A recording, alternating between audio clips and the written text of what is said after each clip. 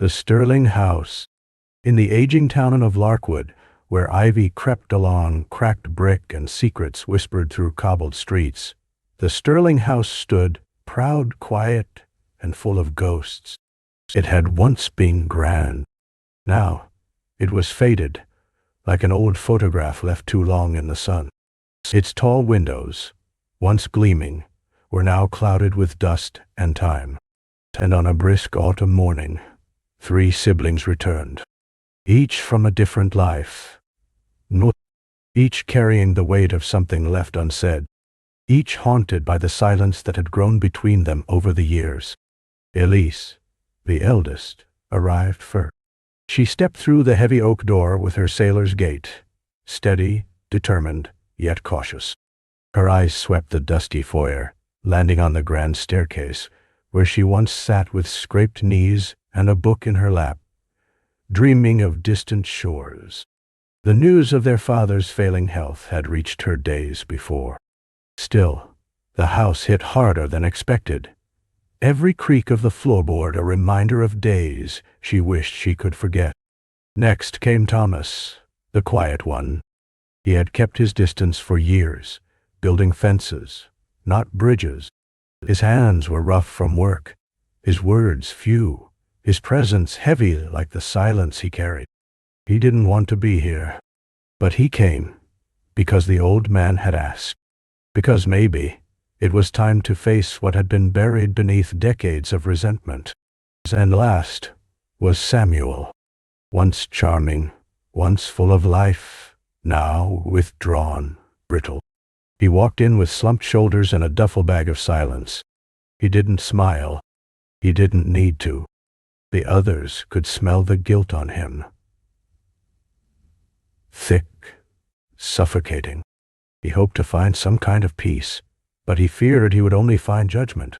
Inside, their father waited. Once a giant in their eyes, now thin, shrunken by illness. His once commanding presence diminished, replaced by a frail figure in a faded armchair. But his eyes, still cold, still sharp. He didn't offer hugs, only nods and silent judgment. He was a man who spoke little, but whose gaze could cut deeper than any words. The days that followed were thick with tension.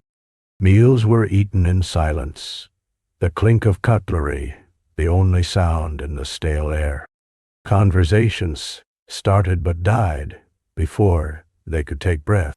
The house creaked with memories, both warm and cruel, as if the walls themselves remembered every laugh, every scream, every secret. One evening, the wind howling outside, Elise found herself standing in the dimly lit parlor. The fire flickered weakly, shadows dancing on peeling wallpaper. Her fingers traced the outline of a faded photograph, the 3 of them as children, smiles bright, innocence unbroken. She wished for the past to be simpler, but it wasn't. Not anymore.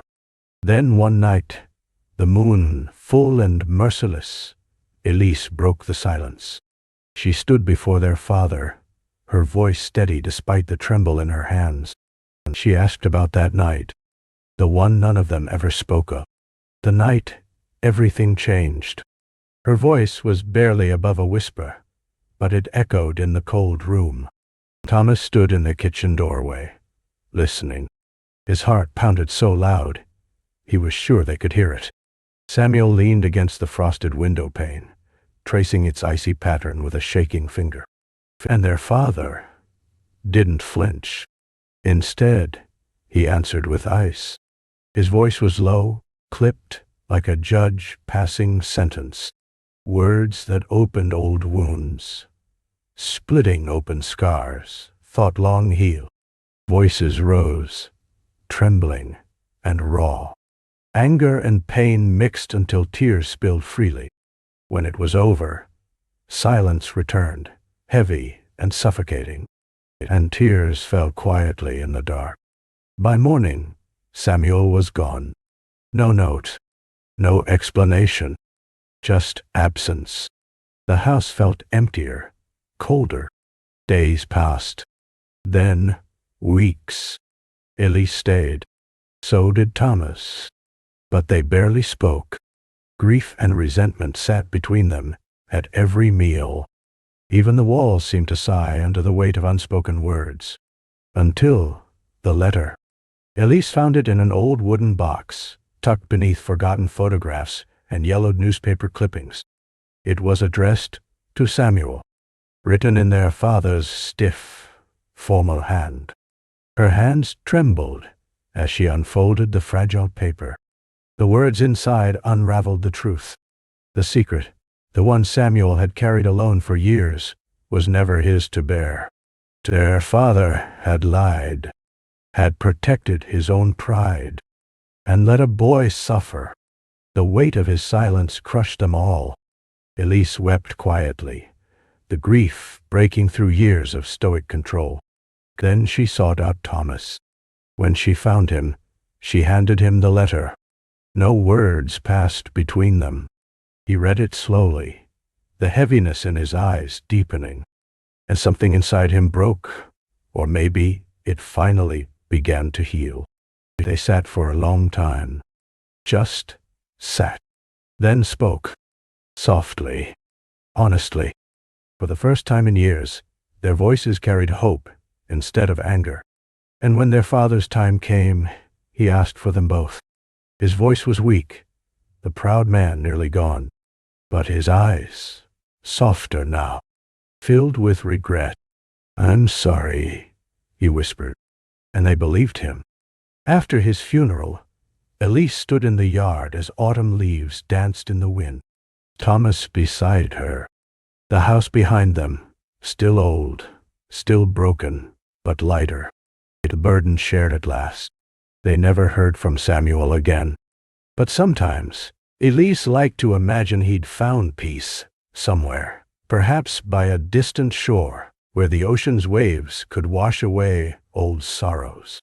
The Stirling house was just a building, but inside it was the story of a family who broke, then bent, then stood again. Because sometimes you have to return to the past to find peace in the present. Shimmer head ho.